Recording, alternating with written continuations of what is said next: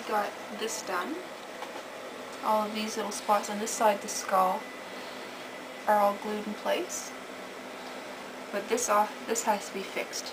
Now, I have to put all of this back together. So that's what I'm going to do now. It'd probably be easier if we got a bit closer. Okay.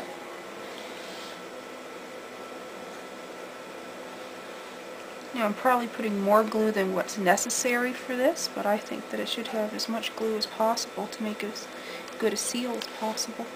And the glue turns transparent. Yeah. And also transparency does not really matter too much for this project because it's going to be painted. I got to get it in every little place possible. See, that fracture comes all the way down over here.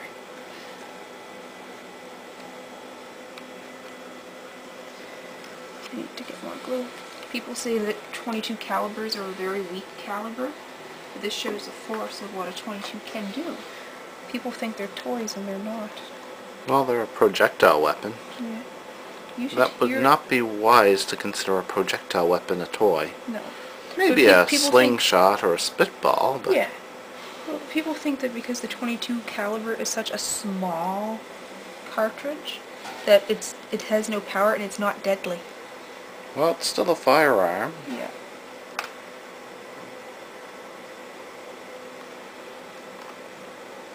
But I took the slug out of this guy, so I know what went in him.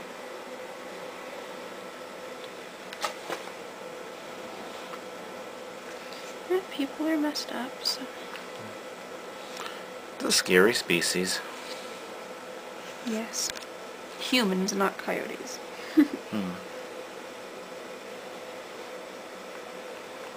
Okay, now that I have all of the glue on, this is the part where a lot of people wouldn't do this. I'm going to put my finger inside so I can feel it. Okay, I can feel that it's snug in there.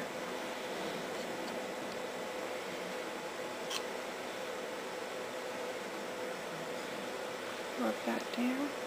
When this is done, you might not even be able to tell that he was fractured. I don't know yet. The porcupine that I did, you couldn't tell there was a fracture.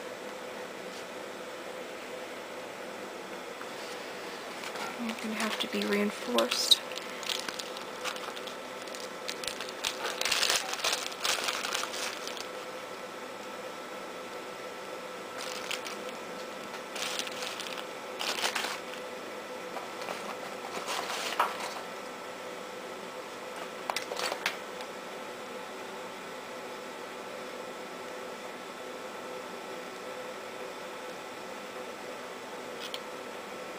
You know, I use elastics to keep constant pressure on them.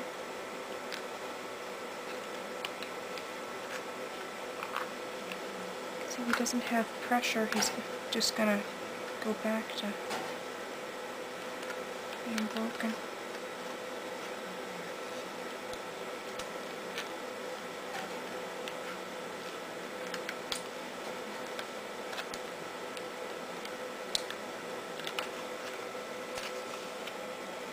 Another one this way.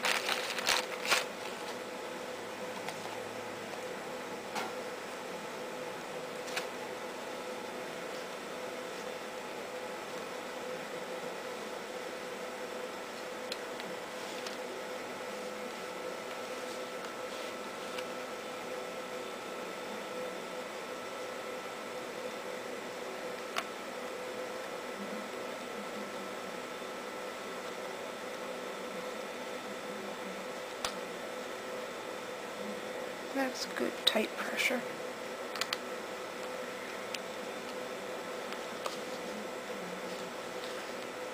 Alright, those two elastics should hold that in place well. A bit of a shut here. That should be fine.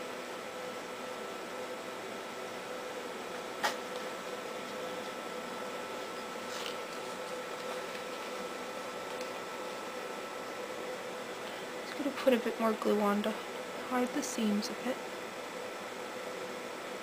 In this spot anyway.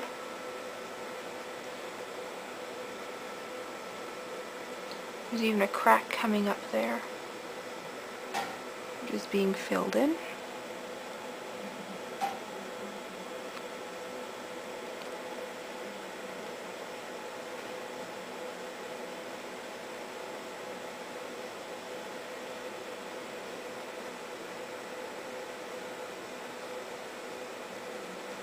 I'm just going to fill in every other little fault line.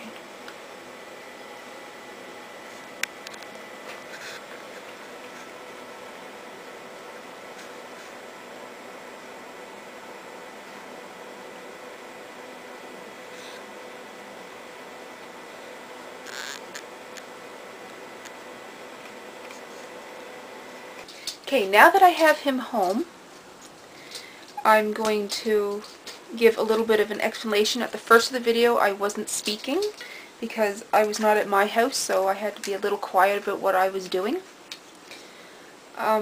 So I'm going to give an explanation of what happened to this boy. As you can see here, the first bullet entered through the front, or the frontal lobe by the eye socket, and what that did is it exited out of here. Now it also left a major fracture coming right down through the frontal lobe, all the way down in behind the eye socket when that occurred. And then the second bullet came in through this part of the frontal lobe and blew out the back. And that sent a fracture line, a major fracture, all through here. So the force of bullet number 1 coming through this way and exiting here, and bullet number 2 coming in the front, really fractured this out, as you could see from the video where I was showing how open this part was. So you can see that the .22 caliber rifle is quite powerful. It is definitely not a toy and nothing to be laughed at. And I'm not sure how far away this guy was when he was shot, but I can tell you that it was pretty nasty. A caliber any larger than the .22 would have definitely made his skull unusable. Most definitely would have made his skull unusable. But where he is in this condition with 2 bullet wounds, one of the shots I did recover. I recovered number 1, which was here. It was lodged in the muscle. I do have that one. So I'm going to incorporate that in his art somehow. But as you can see, the 2 bullets, not many people are going to really want to have him as a showpiece. A lot of people want completely perfect intact skulls on their walls. So this guy is going to be part of my private collection. He's going to be the 5th in my private collection. So I guess that's pretty special. And I already know exactly how I'm going to decorate him. So it should be lots of fun. And he can hang up on the wall with the elementals. Now one thing you can see about him, which is also unique, is the way his front incisors were. Now it's not that I glued them in place wrong. When I got him and he still had his gums, he actually did have the teeth crooked. And I think what happened is when he was younger he may have got kicked in the face, and then the teeth got crooked and did not set straight. So that's pretty cool. If you look at him extremely close, you can actually see that this plate is down a little bit. I'm not sure if the camera's focusing, but it is a little bit crooked there in the plate line. So he was kicked and kicked hard. But he survived that incident to grow into adulthood, because the wound was definitely not fresh. It had completely fused back together and healed. It was the bullets that caused his demise. But that was putting him back together, and the next video starring him will be his decoration.